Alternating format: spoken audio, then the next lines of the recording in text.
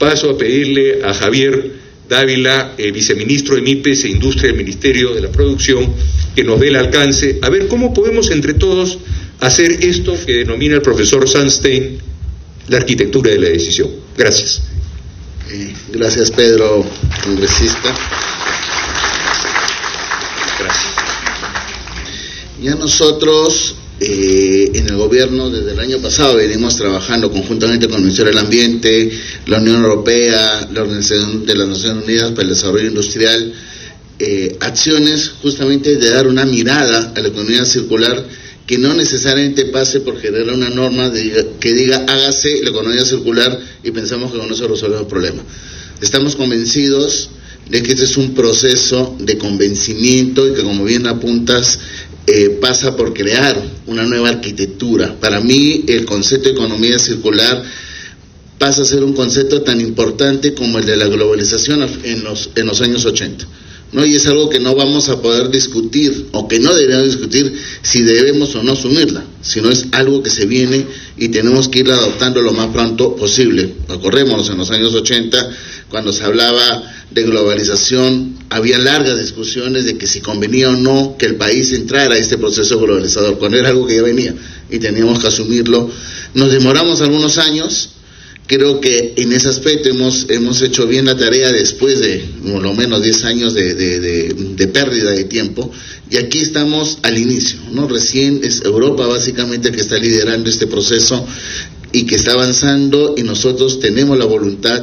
Y un tema importante, a raíz de ese foro que se hizo ya un medio año atrás, en septiembre, no solamente fue un tema desde el Estado, sino también los primeros que se acercaron a mirar este concepto de manera importante y asumirlo fueron también los gremios y las empresas, ¿no? Y esa es una señal importante. Entonces, estamos en ese trabajo, estamos elaborando una hoja de ruta conjuntamente con el Ministerio del Ambiente, con el apoyo de la Unión Europea, que luego después va a ser socializada, pero esta hoja de ruta es justamente mirar cómo hacemos para construir este modelo. No pensamos en acciones restrictivas, sino en acciones motivadoras. Es importante el reciclar, el reusar, el reparar las cosas, ayuda fuertemente a la productividad de las empresas, termina generando nuevos negocios, genera finalmente renta, que es la razón por la cual las empresas existen. Porque una empresa que diga que no quiere hacer renta no es empresa. O sea, es su naturaleza y su acción, y eso lo aprendemos los que hemos estudiado economía desde el primer día, ¿no? Cuando nos hablan de qué es la economía, y cuando juntamos a consumidores y productores, cada uno tiene un rol específico, ¿no? Entonces eso es algo que es importante, que hay que hacer y que tenemos que crear. E ir más por los incentivos, que creo que es sumamente importante. La economía circular es básicamente integrar también a todos los actores que participan, ¿no?, en la economía. Y cuando digo a todos, no solamente mirar a las empresas, no solamente mirar al Estado y su relación con las empresas, sino fundamentalmente integrar a los consumidores, que son grandes responsables, somos grandes responsables de los problemas ambientales que estamos generando, ¿no? El fin de semana, en la limpieza de fondos marinos que estamos haciendo en el Ministerio regularmente, se han recolectado 12 toneladas de basura, no en Pocusana, pero con algunas cosas tan llamativas, ¿no?, como que se han rescatado una cocina. O sea, la cocina no llegó ahí por voluntad propia, o sea, hubo un consumidor que agarró y la fondió, porque ocurrió que era el mejor lugar para desaparecer algo, ¿no? Cuando esa cocina podría generar algún tipo de ingreso a esa persona, pues se le vendía un chatarreo y algo le daban, ¿no? Entonces, esas son las cosas que tenemos que trabajar. Hay una oportunidad, se tiene que trabajar no solamente con los recicladores, que hay que formalizarlos, hay que darles el sentido de una gestión empresarial clara, pero también ver lugares donde se haga ese reciclaje, ¿no? Pues si no, no sirve de nada. O sea, vamos a formar recicladores y sin haber espacios, que en todo el mundo son espacios que generan importantes recursos, ¿verdad? Los japoneses, hace, me acuerdo, unos 8 o 10 años atrás estaban buscando la posibilidad de implantar algunos botaderos para los RAE, ¿no? Que son los instrumentos eléctricos, electrónicos, y que aquí no había. ¿Por qué? Porque los instrumentos de un teléfono tiene oro, ¿no? Ya en Bélgica hay una empresa que está vinculada a la minería en su momento, que dejó de la actividad minera como tal y está trabajando en reciclaje de aparatos electrónicos. Y ahora genera más renta, ¿no?, que cuando era mina. Entonces, eso es lo que hay que ir mirando. ¿Cómo podemos establecer nuevos negocios de manera ordenada que se pueda trabajar? ¿Qué hacemos desde el Ministerio? Algunas cositas. Por ejemplo, en el ITP, en la sede del Callao, en la red de CITES, se está trabajando con biodigestores para el tratamiento de residuos orgánicos, ¿no? Y en marzo vamos a completar un laboratorio de biogás que va a estar a disposición en general de todas las empresas para poder hacer desarrollos en base a esto, a cómo mejorar y utilizar rentablemente estos recursos que terminan siendo económicos. Entonces hay que trabajar, estamos trabajando desde el gobierno. Yo creo que es parte importante de la agenda, no solamente de un ministerio, que creo que eso es también un elemento que hay que relevar. No es solamente el tema del Ministerio del Ambiente, que tiene quizá la mayor competencia, sino está el Ministerio de la Producción, están otras instancias de gobierno para trabajar de manera ordenada e integrar al sector privado.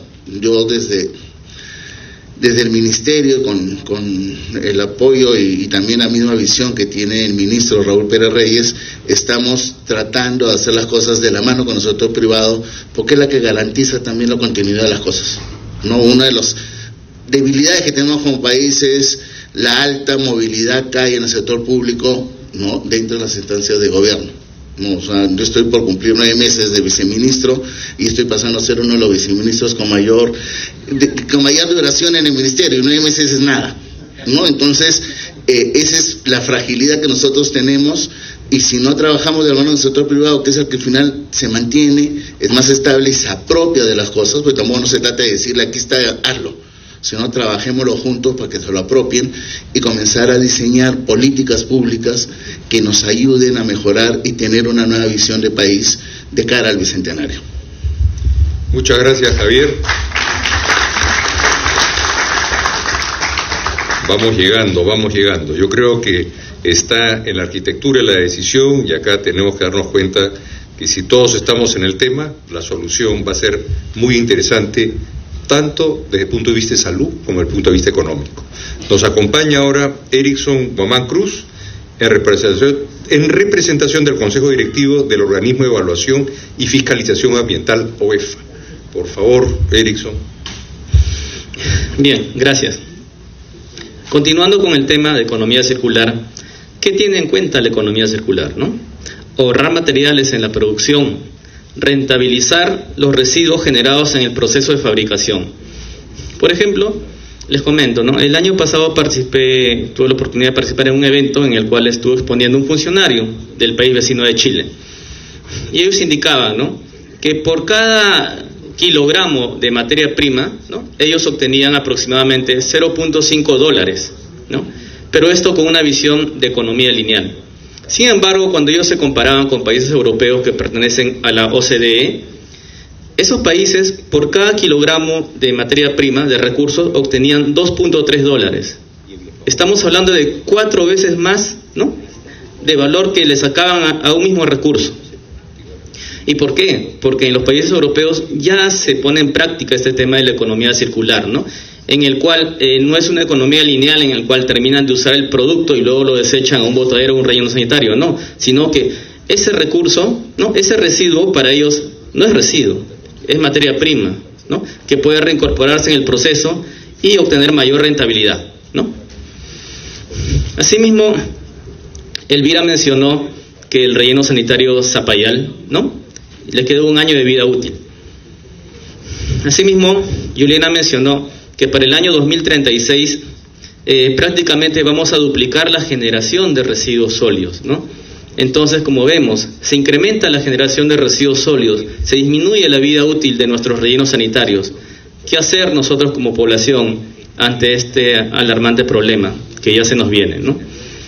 Entonces, la economía circular no hay que verla como un tema aislado, que solo es un tema de las grandes empresas, ¿no? sino también hay que llevarlo hacia nosotros, hacia nuestra realidad, hacia la población. Porque si nosotros practicaríamos la segregación, obtendríamos residuos reciclables que vendrían a ser materia prima, recursos para ser empleados en estas empresas. Entonces nosotros como pobladores somos una fuente de generación muy importante para la generación de estos residuos que pueden ser reciclados, ¿no?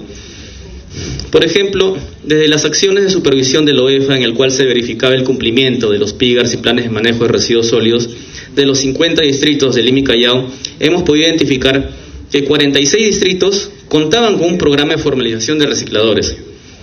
Quiere decir que tienen ordenanzas, tienen registros en los cuales ya están identificados cuáles son los recicladores que están en su jurisdicción, ¿no? Entonces lo que hay que hacer es convocar a los recicladores para que se incorporen en nuestro programa de segregación en la fuente. Porque si bien es cierto, las municipalidades tienen como competencia realizar una recolección selectiva de los residuos sólidos de manera progresiva, lo indica la norma, pero ello no quiere decir que la propia municipalidad necesariamente tiene que colocar un camión, tiene que colocar personal para que la municipalidad de manera directa pueda realizar esta recolección selectiva, ¿no? También puede hacerlo de manera estratégica con el apoyo de los recicladores, en el cual quizás dándoles las facilidades, estableciendo un orden, ¿no? Rutas preestablecidas, horarios, frecuencias, zonas en las cuales puedan trabajar, ¿no? Y formalizarlos, ellos puedan contribuir en el tema del recojo de los residuos previamente segregados. En el otro panel, nuestro amigo Leoncio de Comas mencionó que actualmente existen 7 colores, ¿no?, para hacer la segregación de los residuos sólidos en el domicilio. Efectivamente, eso se vio y no es manejable, ¿no? Es por ello que ya existe una propuesta de norma técnica de colores que se trabajó, de manera conjunta con MINAN, OEFA, diversos sectores, ¿no?, en el cual ya esos 7 colores se han reducido solo a 4 colores, con la finalidad de poder promover que se realice la segregación en la fuente, ¿no?, en el cual va a ser un color solo para materiales reciclables, otro color para orgánicos, otro color para inservibles y otro color para residuos peligrosos, ¿no?, con la finalidad de que sea más sencillo, más fácil hacer la segregación en la fuente y poder obtener estos importantes recursos, ¿no?, que, actualmente lo vemos como residuos, pero y la idea, como les había mencionado, que en los países de la OECD, que le dé un valor agregado, ya no un valor agregado a los recursos, sino un valor agregado a los residuos. Bien, eso es lo que le quería comentar. Muchas gracias.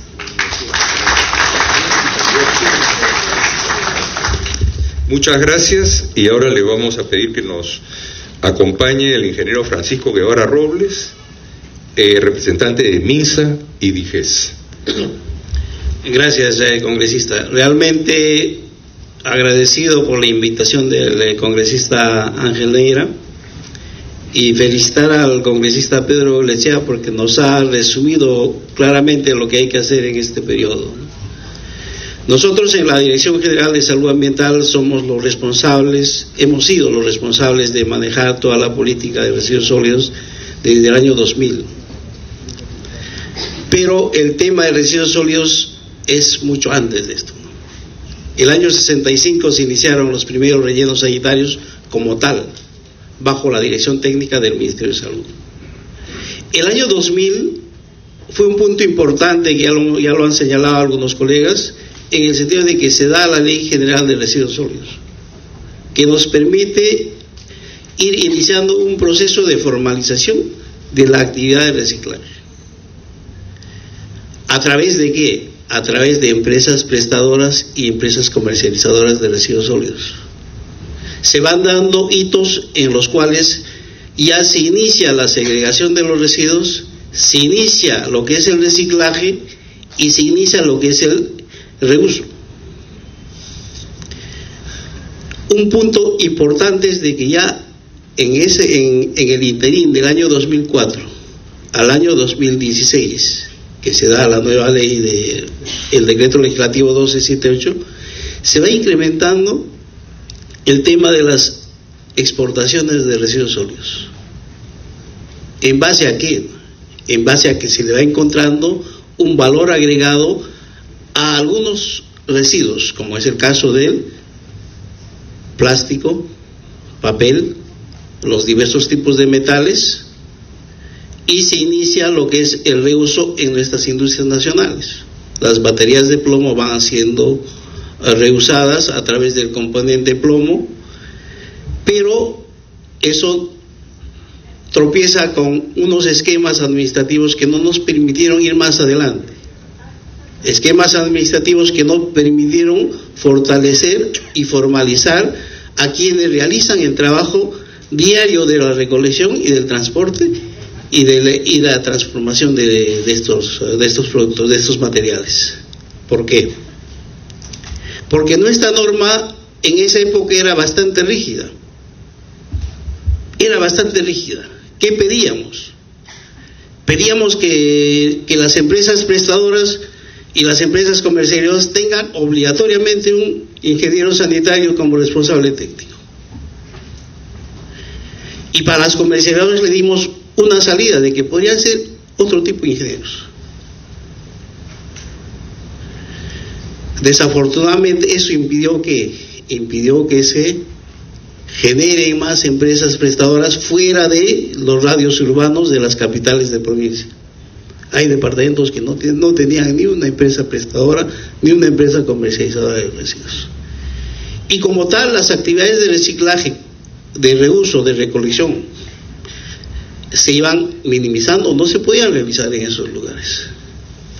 El otro gran tema que nos impidió avanzar en estos aspectos es el tema de que nuestra estructura era muy endeble a partir del Ministerio de Salud, porque nuestra función básica es apoyar los aspectos de salud, no era apoyar este tipo de cosas que si bien es cierto eran importantes, pero que los habíamos asumido como una actividad auxiliar de nuestras actividades. Trabajamos el tema de los aceites usados como muchos empresarios y se empezó a hacer las plantas de reciclaje y de reuso de estos, de tratamiento de aceites usados y de residuos oleosos. Creo que en esta etapa fue importante la participación del Ministerio de Salud y de la Dirección General de Salud Ambiental, porque fuimos encaminando una serie de hitos que permiten que con la actual ley de gestión integral de residuos sólidos, el decreto legislativo 1278 y la competencia del Ministerio del Ambiente con la participación de UEFA, permiten que estos avances que se tuvieron se vayan cristalizando en lo que hoy día estamos llamando economía circular. Pero sin esas bases no hubiésemos podido avanzar hacia estos aspectos. Desafortunadamente, la experiencia nos demuestra de que en este interín, en estos 2 años que se está implementando la norma actual, hay dificultades en la formalización de quienes desarrollan la labor de reciclaje, de reuso, de manejo, de gestión de residuos sólidos. Ya lo dijo la colega, la expositora, la panelista en la etapa anterior de la Municipalidad de Lima, el giro de las licencias es muy complicado, porque para el tema de residuos peligrosos ella señalaba de que no habían identificado de cómo salir el tema del giro de las licencias. Quienes nos manejamos en este mundo de los residuos sólidos sabemos que esa es una preocupación de quienes quieren formalizarse en el aspecto de residuos, de quienes quieren hacer actualmente una empresa operadora de residuos. ¿Qué se les pide? Se pide que tenga un giro de residuos sólidos. Desafortunadamente, creo que hay 2 o 3 municipalidades que dan ese giro. Las demás no lo hacen. En nuestra época también lo solicitábamos. ¿Con qué subsanábamos eso? Con una carta que la municipalidad decía, oiga, sí, usted puede hacer esta actividad de residuos sólidos, que no es lo adecuado.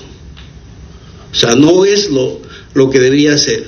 Entonces, creo que allí vale la pena detenerse y ver qué aspectos normativos deberíamos cambiar.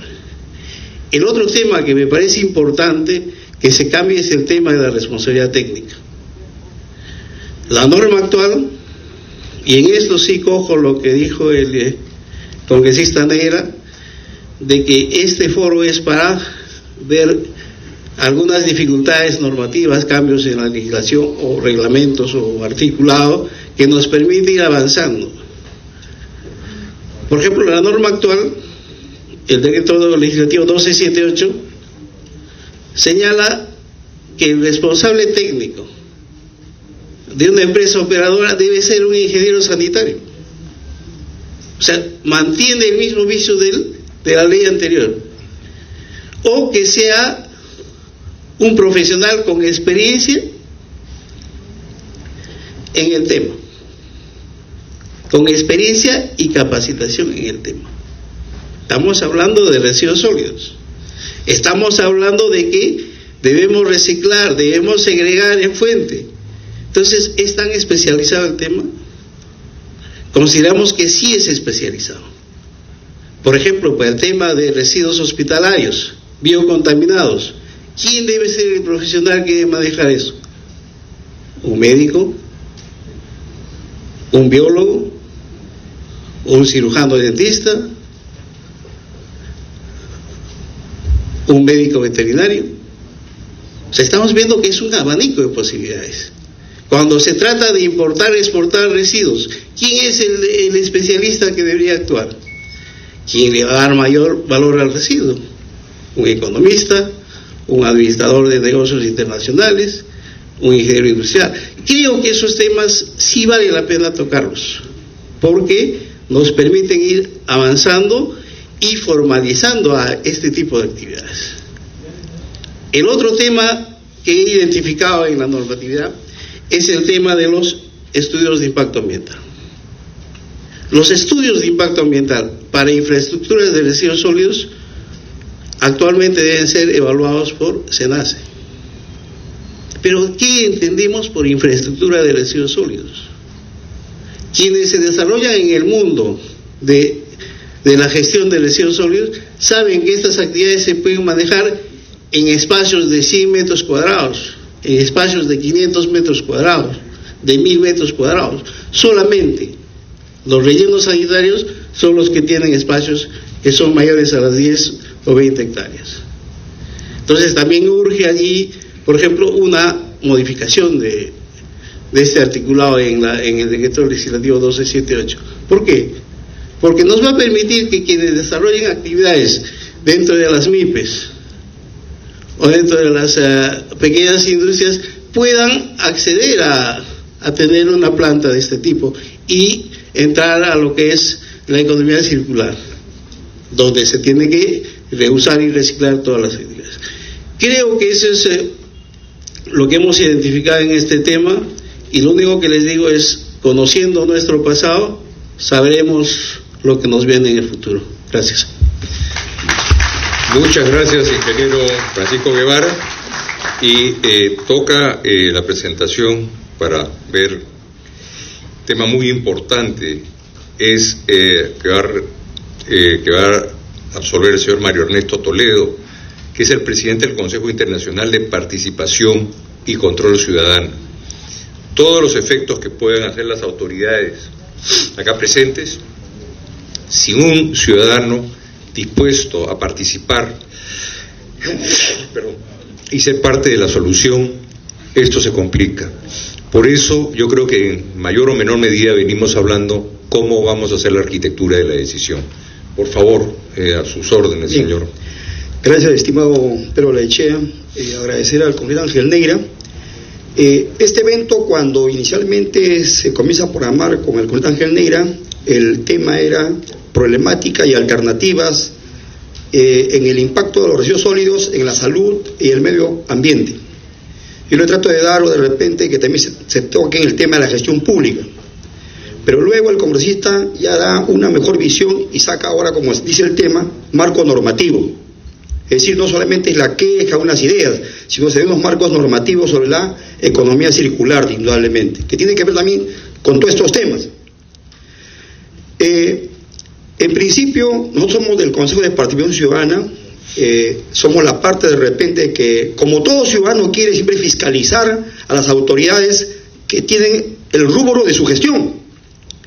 Indudablemente, si alguien se queja de DIGESA, se va a quedar de DIGESA, se queja del alcalde, se va a quedar del alcalde. así como está Ángel Neira, vive en San Martín de Porres, sale por su calle y ve un montón de basura y caramba, él mismo se siente molesto y como ahorita tiene que denunciar ese proceso. Nosotros vivimos en Comas había unos cerros de basura, ustedes sabrán, porque es un cerro público hace años atrás. Entonces todos nos hicimos molestos ante la cantidad de basura que está en la calle. ¿Y quién es el responsable de eso? El funcionario va a decir, es el vecino. No, es el vecino, mala educación. No, ¿quién es el funcionario? Es el alcalde, de manera real. Y entonces, a veces nos tiramos la pelota del funcionario con él, que el vecino es el responsable, la falta de educación, la falta de participar, la falta de pagar tributos. Amigos, el anterior alcalde en Comas, Nicolás Kusunoki, salió endeudado de su gestión más de 15 millones de soles y más todavía aún. Acá está el señor funcionario Sicha, que antes habló, eso de repente no habló. El actual alcalde que ingresa, ha ingresado dejando más de 30 millones de soles, o no, el señor Sicha. Así es, en residuos sólidos, en basura, deuda de basura. El alcalde que entra, ¿cómo entra? Han habido trabajadores sin pago hace más de 3-4 meses, creo que todavía sigue existiendo eso, ¿no es cierto? Entonces decimos que el vecino tiene la culpa, no es así, el problema es de la mala gestión pública, creemos nosotros. Es concreto, así, que esto pasa lo mismo de repente en Independencia, en San Martín de Porres, en Villa María del Triunfo, en Villa El Salvador. El alcalde Miguel Saldaña, que salió de su gestión, quería ser alcalde de Lima todavía aún, no se inscribió. Entonces, yo les pregunto, ¿esto es culpa del vecino o es de la confianza que la autoridad deposita en el vecino? Si el vecino tiene confianza en la autoridad, va a pagar su dinero. Si hace 4 años el alcalde de salir, Nicolás Kusunoki, quiso postular otra vez después de una deuda de tanta cantidad de dinero, y ahora no. Entonces, ese es el tema muy concreto. El tema de la economía circular, mire, hace más de 20 años atrás, yo vivía en Chorrillos, tuve la oportunidad de ver la institución Trapero de Maús. Venía con un carrito, llamaba a un conjunto de vecinos y con la anuencia del alcalde iba y recogía todo lo que sea, ¿cómo se llama ya? Cosas de segunda mano de las casas, con sus carritos. ¿Dónde lo iba? A reciclarlo y a donárselo a personas de bajos recursos, en fin, hace más de 20, 30 años, más de 30, 40 años. Hace 20 años, de repente en Mirador se le ve como una situación más limpia, porque también han hecho uso de los reciclajes en coordinación con los mismos vecinos, y de esta manera vamos dándole el uso. No necesita ser millonario para eso, sino se requiere que la autoridad comience a funcionar con algunas normas que permitan que las cosas se den. Luego que en Miraflores hay menos población que en Comas, pero yo creo que los temas son de decisiones.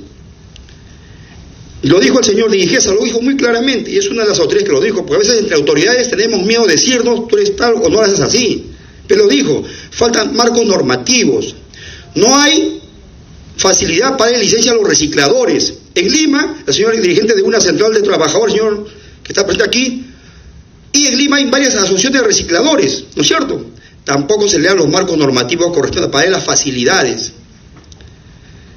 A veces lo que se permite es hacer el contrato con una empresa, y esa empresa te recolecta 10 toneladas y te va al relleno sanitario y le hace que le firmen por 40 toneladas. Y después va a querer cobrar los sus 40. Son cosas de corrupción que existen en la gestión pública, no solamente tema de medio ambiente, salud, sino es la necesidad del dinero de la autoridad